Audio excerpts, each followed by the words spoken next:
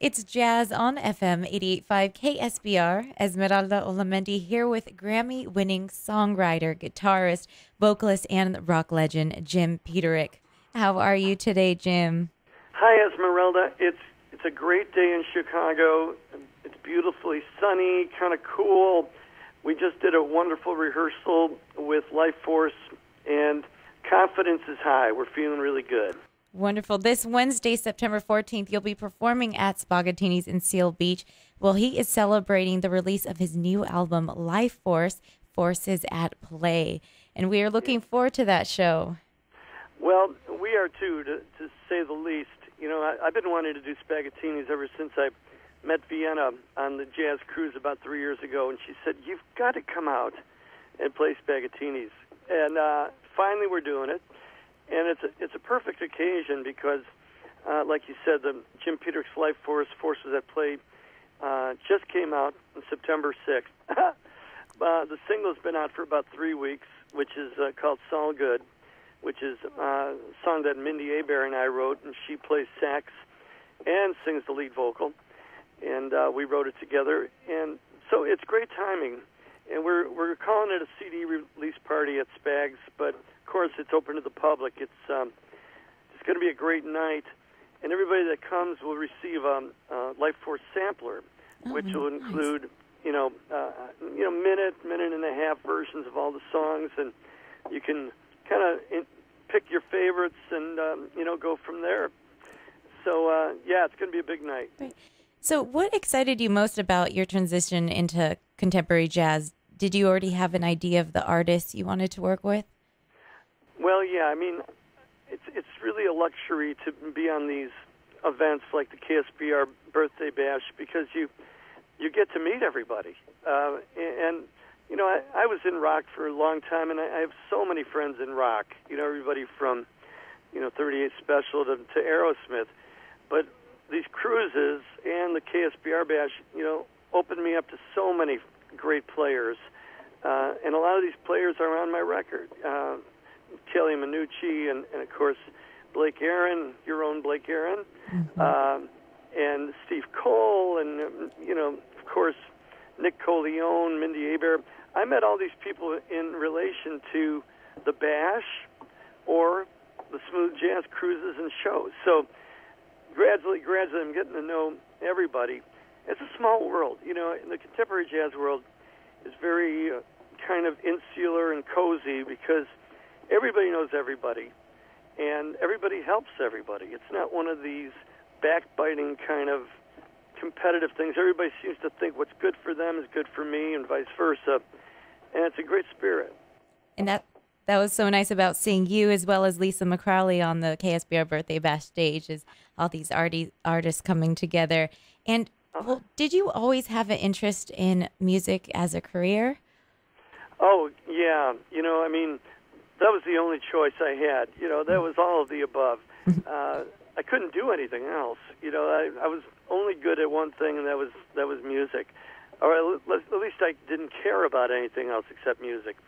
My parents wouldn't accept the fact that I didn't want to be a doctor and didn't want to be a lawyer. I had to do this, and finally when Eye of the Tiger went #1, they finally said, well, maybe he's got a chance here. It was very, very funny. But, coming up from such a blue-collar upbringing, they couldn't imagine making a career making music. But I proved them wrong. And for the majority of your career, you've written your own music. Now, do you have a process of writing your music, or is it based off inspiration and then you translate that? Very good question. I don't know if you're aware that I'm the author of a book called Songwriting for Dummies, which is one of those yellow and black books you see everywhere. And in that book, I really do give a lot of secrets to the way I write, and of course stories behind the songs, etc. I draw inspiration from everywhere. Personal situations, things I'm going through in my relationships with people, relationship problems with other artists or with other friends. I draw from everything. I draw from a beautiful spring morning all the way to a thunderstorm. I draw from headlines in the newspaper, snippets of dialogue from movies, from television shows, headlines in the newspaper. Nothing is sacred. I pull from everything. But the main thing is that it's something real to me. You know, I could write a song every day, but it may not mean anything. I try to connect with people, elicit an emotion with a lyric or a song. And if I can make people laugh, cry, dance, you know, it's got to connect. So that's kind of my yardstick. And then writing for other people, I mean, even when you were with Survivor and you had a chance to write, you know, the anthem for Rocky III, was that a challenge to write for a motion picture or just other people, or is it something that you just get excited to kind of create another person's story? You know, Rod, that was easy, you know, because we had a theme. You know, Stallone sent us the movie, and the movie was already done. It just didn't have any music.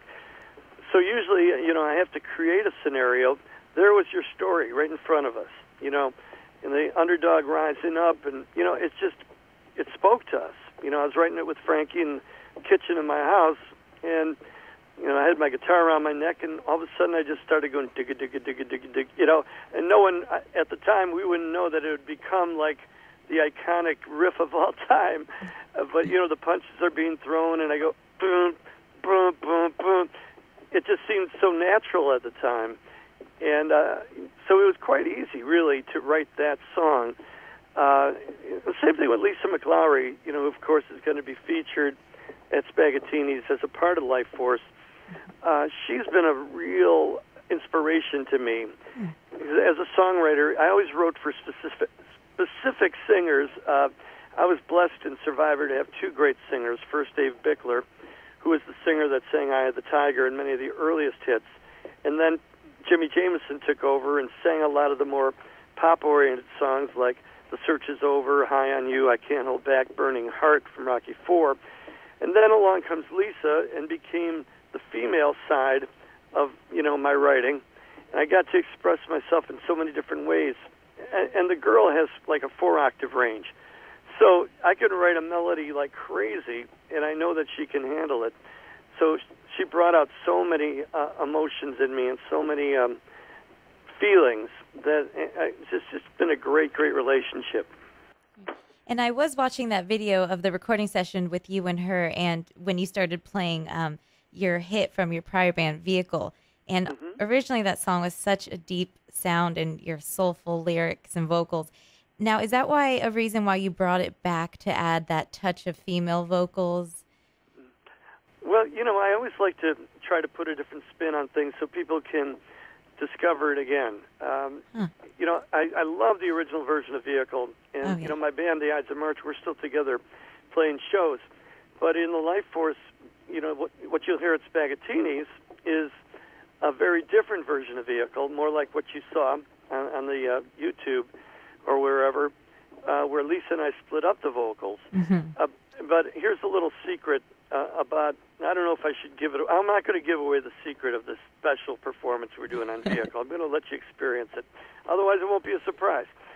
But, yeah, I mean, Eye of the Tiger, too, we've reinvented that for Lifeforce with a much more jazzy feel, jazzy chord inversions, much like you hear on the first Lifeforce album. We have a version of Eye of the Tiger.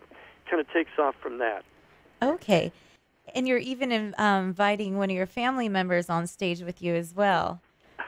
Wow. Yeah, that's been a real thrill. You know, I mean, to work with my son, he's 22 now. He just turned 22. He calls himself CJ, S-I-J-A-Y. He's got his own solo album coming out in a couple of months. And Lifeforce is just kind of a springboard for him. We wrote a song together called Already Mine that is on this CD. And it's just a chunk of pop. It's just a very fun song. Kind of, you know, there's that book called The Secret where, you know, if you visualize a Mercedes in your driveway, you'll get it, right?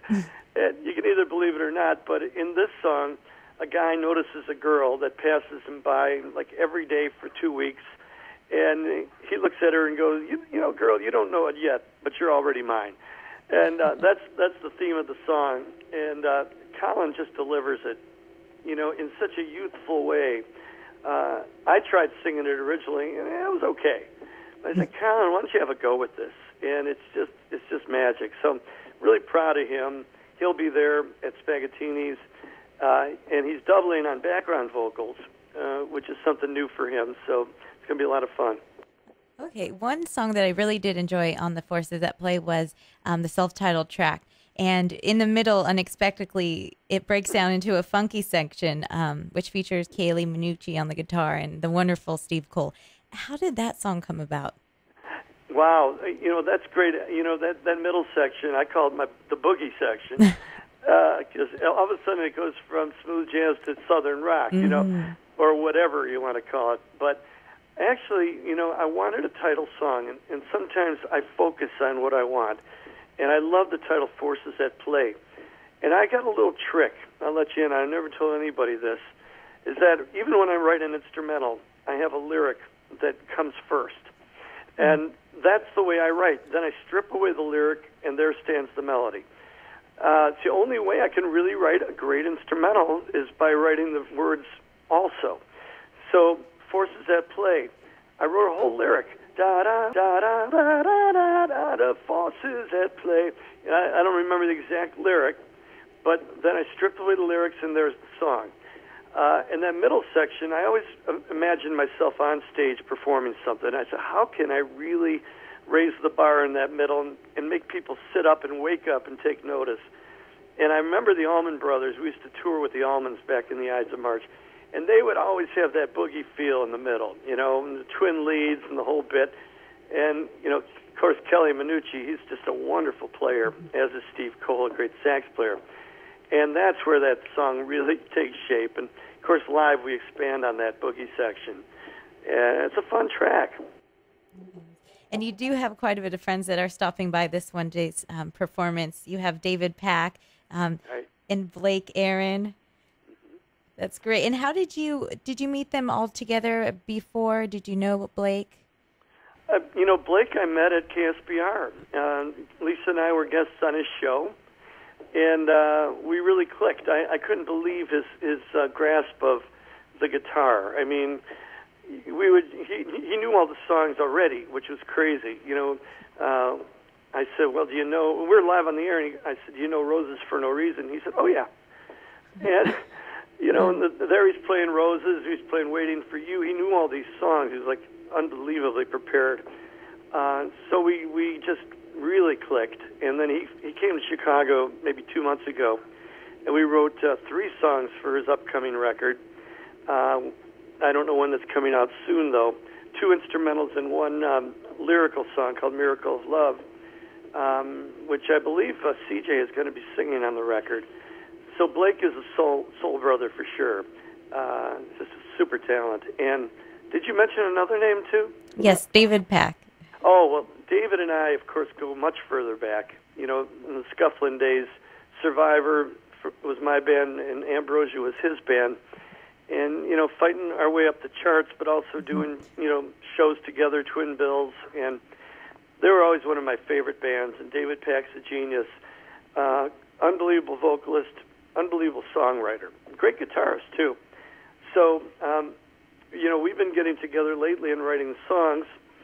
And "Look for Your Life" is a song I actually wrote on a hike. Karen and I and CJ and his fiance, we love to go hiking, and we hiked the northern Rockies up in Canada, and Lake Louise. We're at Lake Louise, and everybody wanted to go whitewater rafting. I said, man, I don't want any part of whitewater rafting. I'll get killed. So they went whitewater rafting. I took my little guitar, and I sat in front of Lake Louise all afternoon. I mean, talk about an inspiration. This lake, the trees, the mountains, bada bing. And that's when I wrote "Look for Your Life," because I didn't take the path of the whitewater. I went my own path. And sometimes you got to look for your life. You got to follow your own heart, And so I told David about it, David Pack, and he said, man, I love that idea. Let's do it together. I went down to his studio. I had the track already done, and then we did all the lead vocals and the duets. And what's really cool, you know, that front section, it's almost like a breakdown, like an Old Black Water by the Doobie Brothers. Dum, dum, dum, dum, dum, dum, dum, dum, dum, dum. That was actually David's brainstorm, you know, and it makes the song. You know, it starts with that and then it ends with that, and it's so different. Yeah, I just love it. He's a real treasure. And growing up and having all these influences, were there any artists in particular that you looked at to add to your stage performance? I mean, while you're playing the guitar, singing vocals? Oh, yeah, great question. And, you know, there's so many inspiration points. You know, Jeff Beck is probably my all-time favorite guitarist, and I've seen him perform many times. As a performer, Bruce Springsteen is one of my inspirations. Early on, you know, I mean, he's still great, but I got to see him before anyone else knew about him in a very small venue, and he just killed me.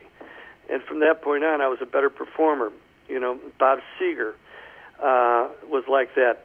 In terms of smooth jazz, I was a huge Pat Metheny fan, huge Keiko Matsui fan, Larry Carlton, David Benoit, David Grusin, all these people I saw live before anyone really knew about him, you know, and I still draw from those influences every time I hit the stage. And every time that you do put out an album, are you always continuously working on new music or even styles, or you like to focus on one and progress? I kind of missed the crux of that, Esmeralda. One more time. When you finish doing an album such as this one, are you continue doing the style of jazz, or does that inspire you to go into other genres? Oh, I see.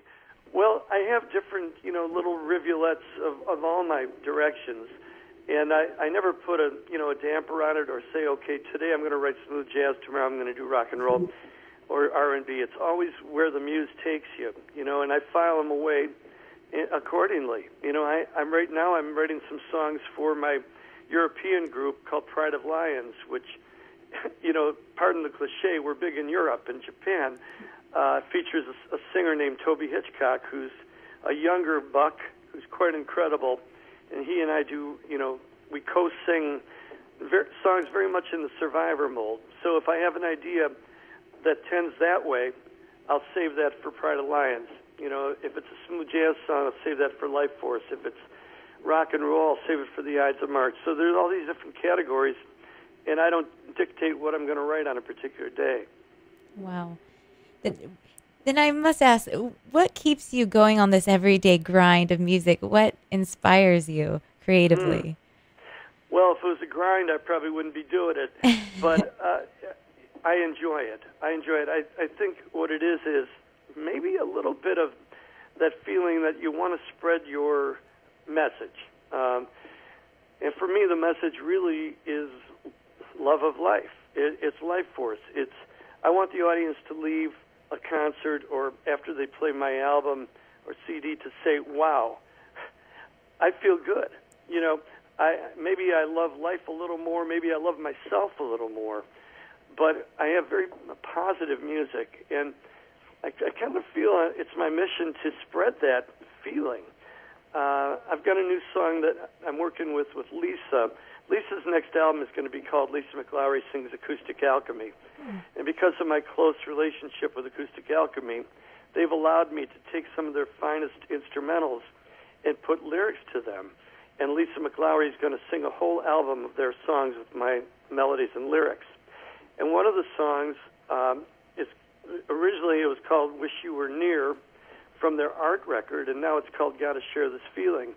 And it's just a terrific song, but it's all about what I just said. Gotta share this feeling. You know, we want other people to feel that spark of creation, that spark of joy that we as musicians get to feel every night. It's just a very cool song, and that project, because of my love for Acoustic Alchemy, for me it's a dream come true project. How wonderful. Well, thank you so much. And this Wednesday, again, September 14th at Spaghettini's in Seal Beach, the celebration of the release of Lifeforce, Forces at Play. If you do need tickets, you could go to www.spaghettinis.com or 562-596-2199. And Jim, are there any songs that you're in particular excited to share with the crowd? Oh, man. Well, there's another guest that, boy, I forgot to even mention, although he's on the ads, and that's the wonderful Alex Lynyrd. He was was the voice of Santana. He sang so many of their hits, such as Winning, and All I Ever Wanted Was to Be With You, and on, and he's with us. I wrote a song for him, and we co-sing it on the Lifeforce record, and it's called Luck is a Lady. That song just kills. I'm looking forward to all of them, but that one is great. Lisa Mclowery sings a song called Across the Miles. That's also from this record. And in a totally different way, this song sets a mood. It's very pastoral, very serene, very much bittersweet, like two people missing each other and communicating across the miles. And, of course, she tears it up. So those are two that I'm really looking forward to. And the one with David Pack, Look for Your Life, is a gas, too. And going back to Sal Good, we play that often, and we get a lot of calls for that. And it's such an uplifting tune, and the lyrics to that, and obviously the message when you listen to it as a listener, you feel excited. How did Mindy interpretation help with that?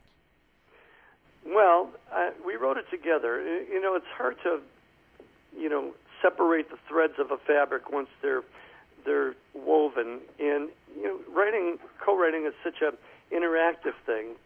It just came about in a wonderful afternoon in California in her backyard garden, and we're sitting there, drinking a glass of white wine, and it just happened.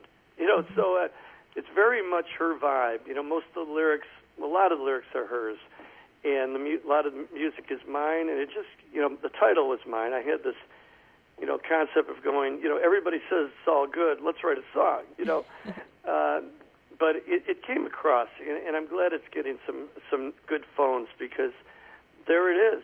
There's life. It's all good. Definitely. Well, thank you so much for sharing your music and what we can preview for this Wednesday's show at Swagatini's in Seal Beach. Very good. I'm looking forward to it. Lisa's looking forward to it. She's just getting out of a taping with Ramsey Lewis right now, and I think she's going to be calling in as well, Esmeralda, and talking about the show. So I really appreciate your time. Oh, no, definitely. Thank you. And it's been a pleasure, listening to your music, and especially, some of your songs that you have. I really enjoy them.